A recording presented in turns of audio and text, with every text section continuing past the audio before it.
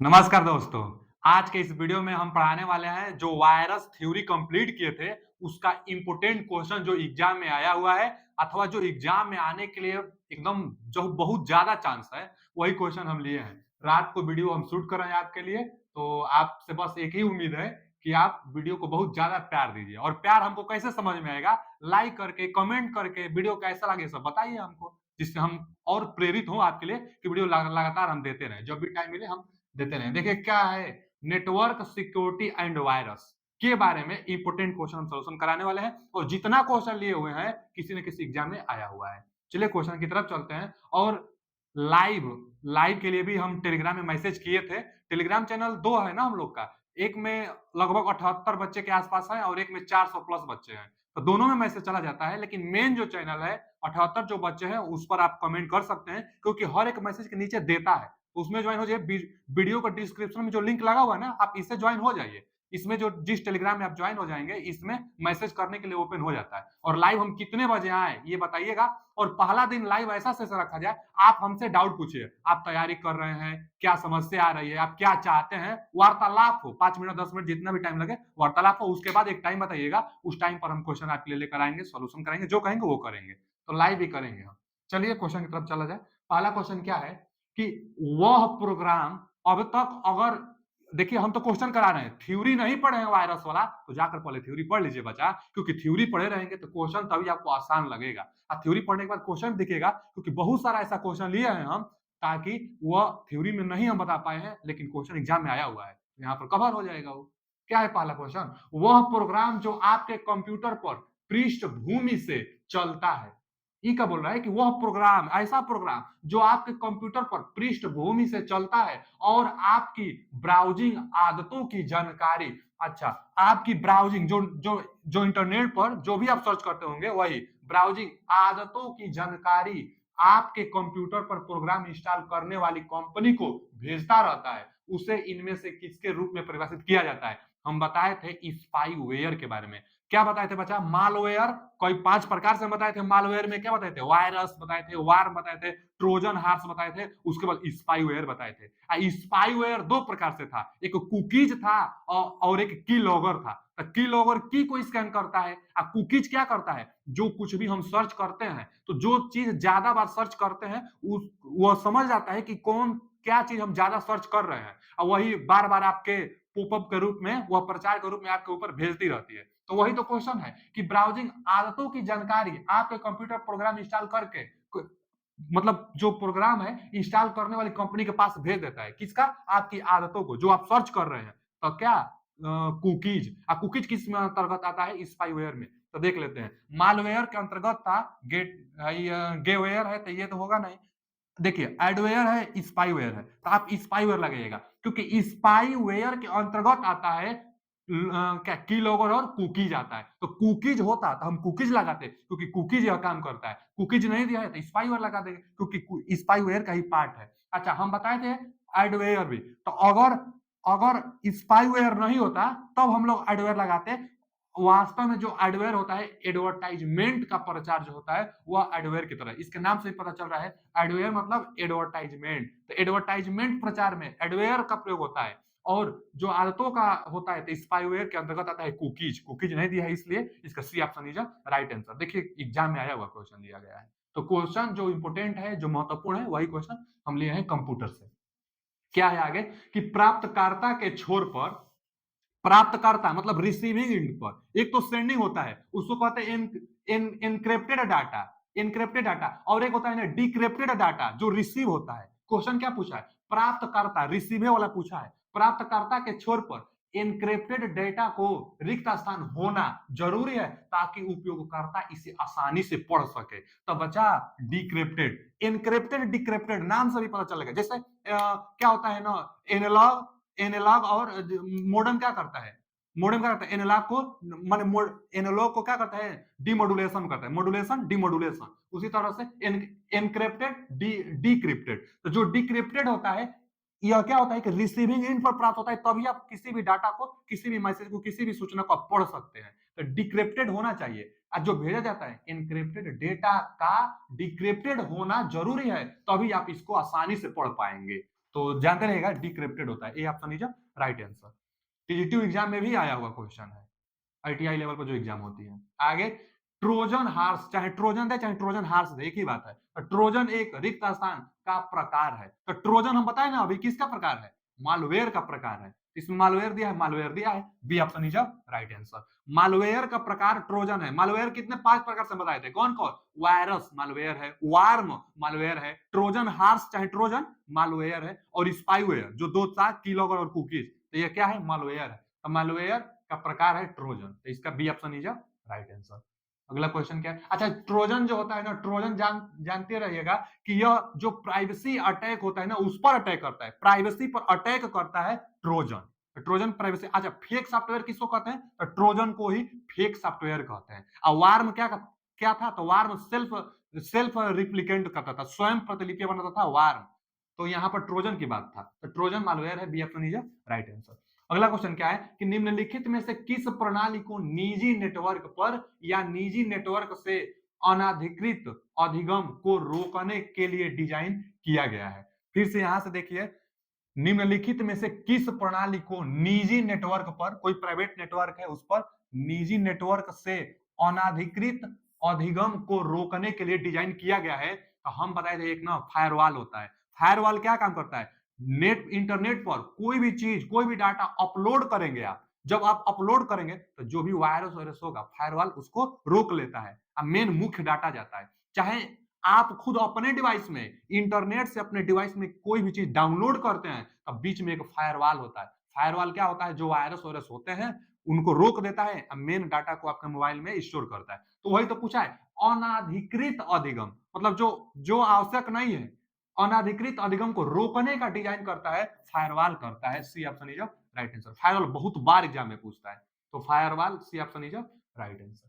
अगला क्वेश्चन क्या है, अगला क्वेश्चन है कि किसी भी व्यक्तिगत जानकारी को उसकी अनुमति के बिना गलत तरीके से प्राप्त करने के कार्य को क्या कहा जाता है। अब दिया है पहचान की चोरी, फिर फिशिंग, इंटरनेट समय की चोरी और साइबर मानहानि। तो देखिए आइडेंटिटी थीफ होगा, मतलब पहचान की चोरी, क्यों, क्योंकि उससे बिना अनुमति के, देखिए ना पहले तो व्यक्तिगत जानकारी, व्यक्तिगत जानकारी, व्यक्तिगत मतलब जो आइडेंटिफिक होती है जो पहचान के लिए होती है वही, तो व्यक्तिगत जानकारी को उसकी अनुमति के बिना गलत तरीके से प्राप्त करने को क्या कहते हैं, तो पहचान की चोरी कहते हैं। यह क्वेश्चन कई बार पूछ चुका है टीजी2 एग्जाम में, तो A option is right answer. भले यहाँ पर यूपीएसआई लिखा हुआ है लेकिन टीजी2 एग्जाम में भी यह क्वेश्चन कई बार आया हुआ है।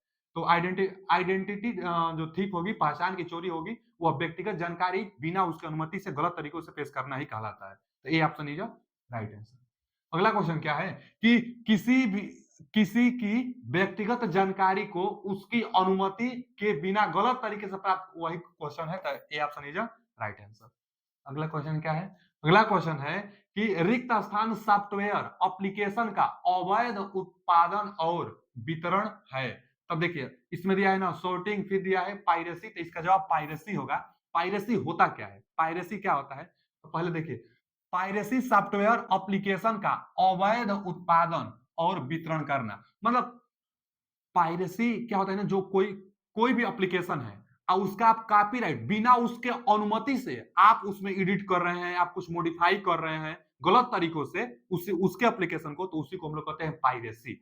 पायरेसी कॉपीराइट को कहते हैं, दूसरा किसी एप्लीकेशन, दूसरा किसी का प्रोग्राम को आप अपना समझ रहे हैं, उस पर एडिट कर रहे हैं, उससे छेड़खानी कर रहे हैं गलत तरीका से, तो उसी को कहते हैं पायरेसी। अब वही है कि देखिए पायरेसी बढ़िए, पायरेसी सॉफ्टवेयर एप्लीकेशन का अवैध उत्पादन, तो वही तो हम बता रहे हैं कि एप्लीकेशन का अवैध उत्पादन करेंगे, डुप्लीकेट आप बनाएंगे, कॉपीराइट बनाएंगे, कॉपीराइट मतलब डुप्लीकेट आप बनाएंगे किसी एप्लीकेशन का, या एडिट करेंगे या उसका गलत कुछ करेंगे, उसी को पायरेसी करेंगे, तो उसी को पायरेसी सॉफ्टवेयर कहेंगे। तो पायरेसी सॉफ्टवेयर एप्लीकेशन का एक अवैध उत्पादन होता है, अवैध और वितरण होता है, तो इसका B option is right answer. Piracy क्या होता है आप समझते रहिएगा, पायरेसी मतलब फेक फेक सॉफ्टवेयर बनाना, डुप्लीकेट करना पायरेसी कहलाता है। आगे क्या है, कंप्यूटर वायरस द्वारा स्वयं की पुनरावृत्ति के लिए किस युक्ति का प्रयोग किया जाता है। अब देखिए ना वायरस होता है, वायरस क्या होता है, कंप्यूटर वायरस, पहले तो पूछा है कि कंप्यूटर वायरस द्वारा स्वयं की पुनरावृत्ति के लिए किस युक्ति का प्रयोग किया जाता है। दिया है स्वैप, फिर दिया है स्पान, उसके बाद दिया है इंक्रीमेंट और स्वार्म, तो होता है बच्चा इसका स्पान। जो स्पान होता है एक प्रकार का वायरस है, मतलब ये समझिए वायरस क्या होता है, वायरस क्या होता है, देखिए कितना बार एग्जाम में है ना, इसको हम अच्छा से समझा दे रहे हैं। वायरस, वायरस क्या होता है, पहले तो क्वेश्चन यह पूछेगा वायरस का फुल फॉर्म बताइए, तो वायरस का full form vital information resource under seize. Virus seize कर देती है ना सॉफ्टवेयर को, जो प्रोग्राम है उसको सीज कर देगी, उस हिसाब से चलने नहीं देगा वायरस, कंप्यूटर जो वायरस होता है, तो इसलिए अंडर सीज, रिसोर्स जो होगी अंडर सीज कर देगा, vital information resource under seize, virus का फुल फॉर्म। अच्छा, जो वायरस होता है स्वयं, वायरस जो होता है स्वयं अपनी प्रतिलिपि बनाने लगता है, स्वयं अपनी प्रतिलिपि बनाता है, प्रतिलिपि, स्वयं अपनी प्रतिलिपि बनाता है वायरस जो होता है।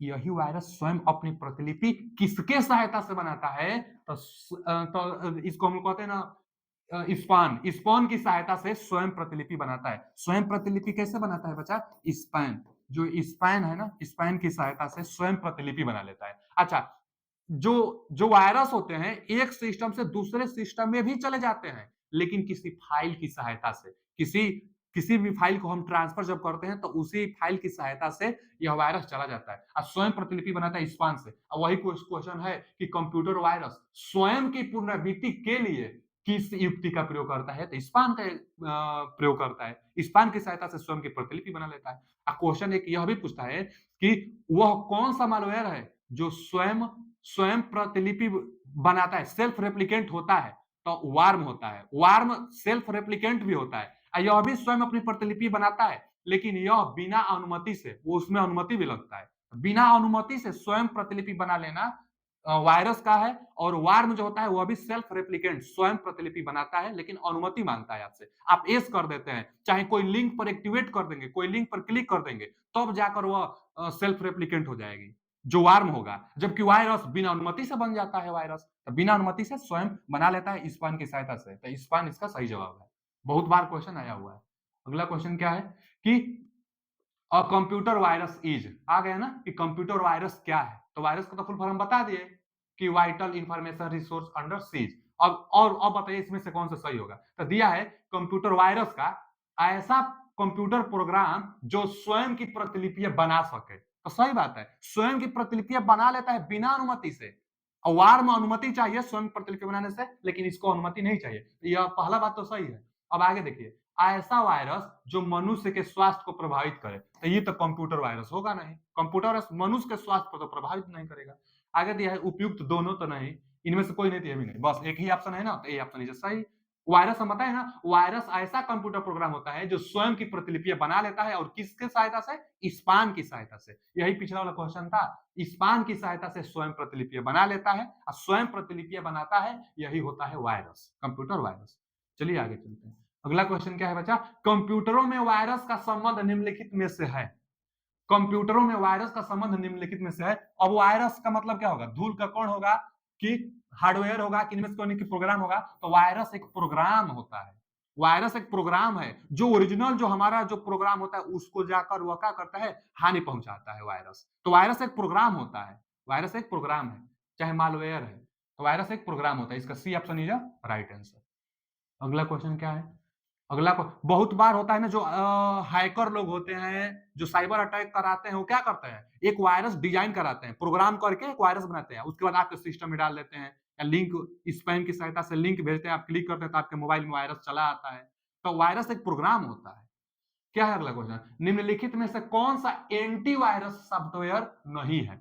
अब देखिए, एंटीवायरस वायरस को तोड़ने के लिए, वायरस जो प्रोग्राम है उसको समाप्त करने के लिए एंटीवायरस बनाई जाती है, एंटीवायरस जो वायरस को तोड़े, तो एंटीवायरस सॉफ्टवेयर कौन सा है। हम कुछ जब पढ़ा रहे थे थ्योरी, तो कुछ लिखाए थे, हम बताए थे कि उसी में क्वेश्चन बन जाता है। अब देखिए ना, यह अवीरा और एम मैक इसको कहते हैं ना, मैक फ्री, उसके बाद फायरफॉक्स और कैस्पेस्की, तो कैस्पेस्की भी और अवीरा भी और मैक फ्री भी सब का सब एंटीवायरस है, हम लिखाए थे। और इसको आप जानते भी होंगे, फायरफॉक्स सर्च इंजन में भी हम बताए थे, वैसे भी आप जानते होंगे जो लैपटॉप कंप्यूटर होता है उसमें फायरफॉक्स ही ज्यादातर प्रयोग की जाती है, तो फायरफॉक्स एक सर्च इंजन है। एंटीवायरस कौन नहीं है, तो यही नहीं है, D option is right answer, D option is right answer, यह एक सर्च इंजन है, यह तीनों का तीनों एंटीवायरस जानते रहेगा। कई बार इसको पूछता है, कई बार इसको पूछता है कि कैस्पेrsky क्या है, तो एक एंटीवायरस है। यह भी एंटीवायरस है, यह भी एंटीवायरस है। जबकि फायरफॉक्स क्या है, एक सर्च इंजन फायरफॉक्स होता है। आगे distributed denial of service DDoS, distributed denial of service DDoS attack क्या है, हम बताए थे।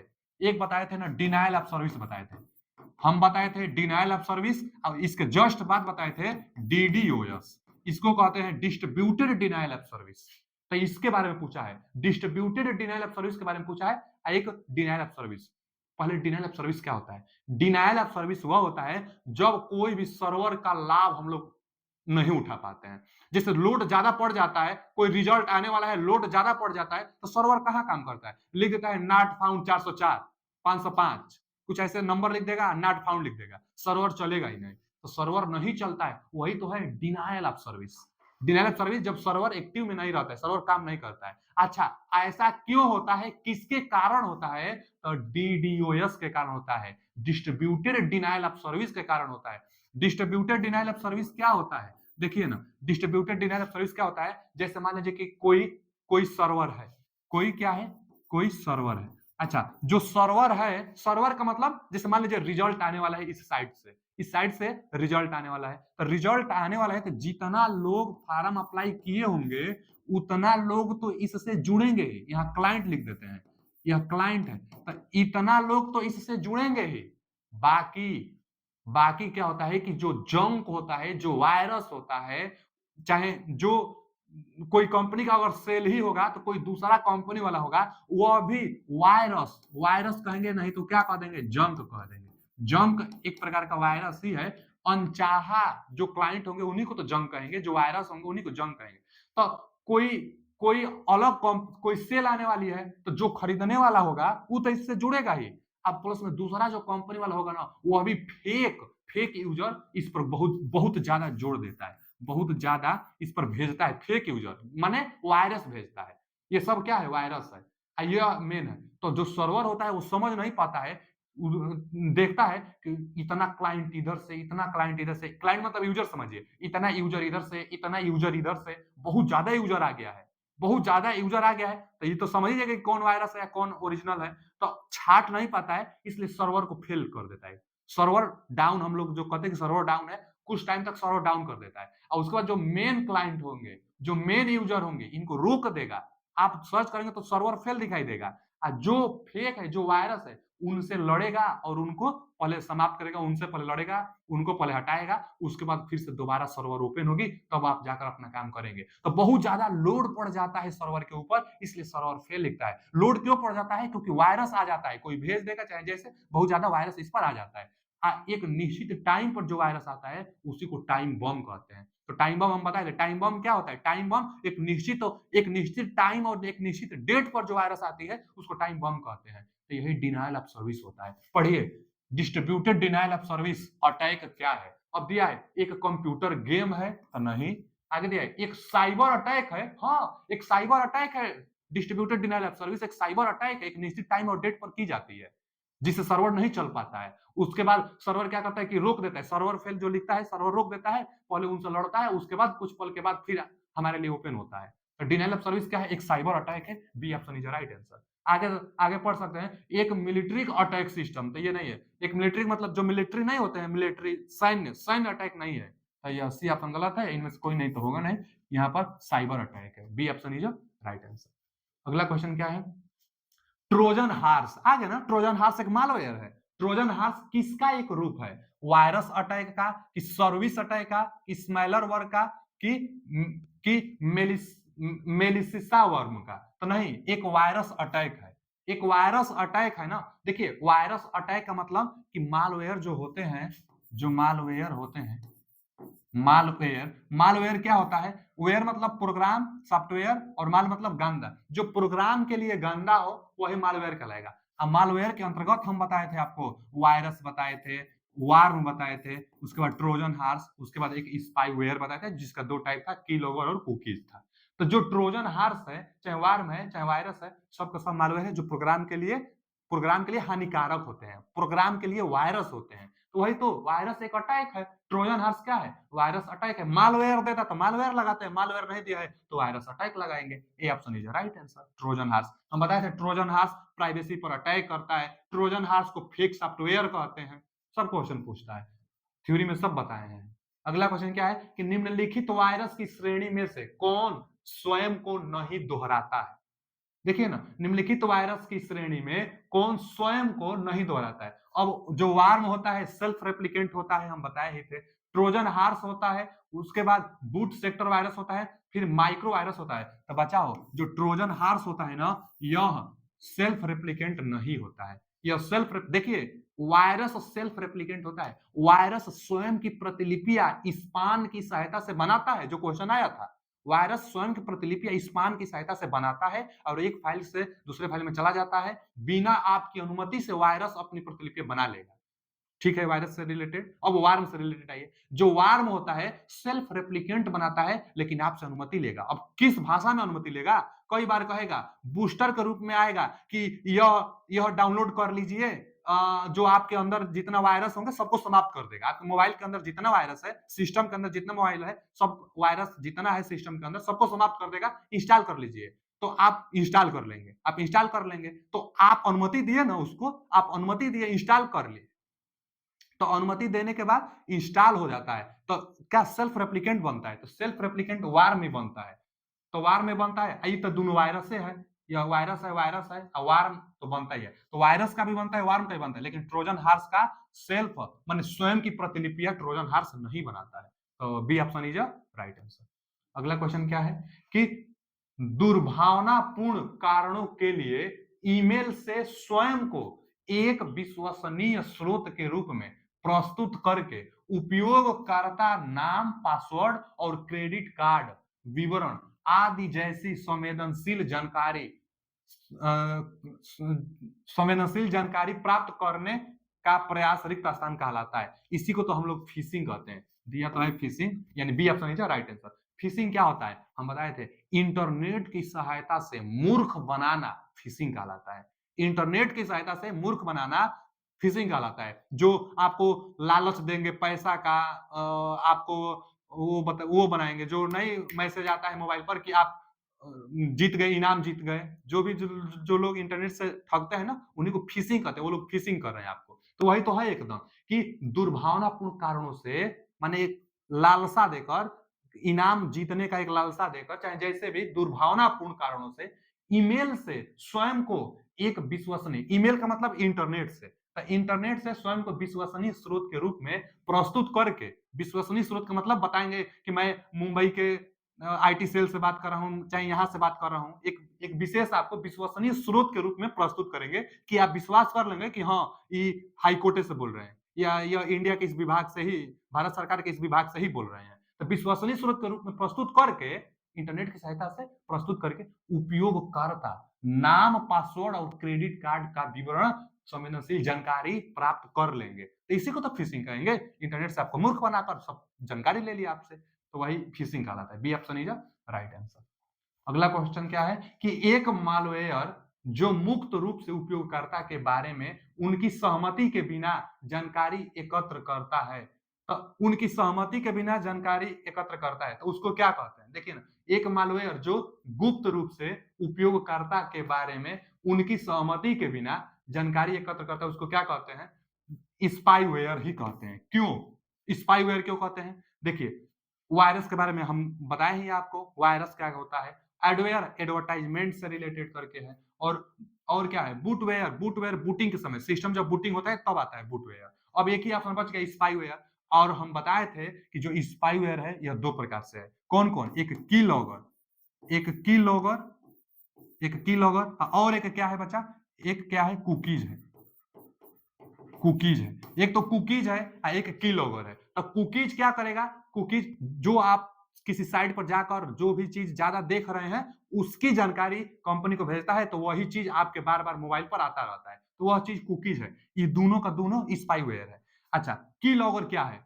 की लॉगर की को स्कैन कर लेगा, गुप्त जानकारी स्कैन कर लेगा। जैसे पहले होता था कि एटीएम से पैसा गायब हो जाता था ना, आप गए एटीएम से पैसा निकाले, आप निकाले हैं 2,000, अब कुछ पल के बाद पता चलता है कि पूरा खाता खाली।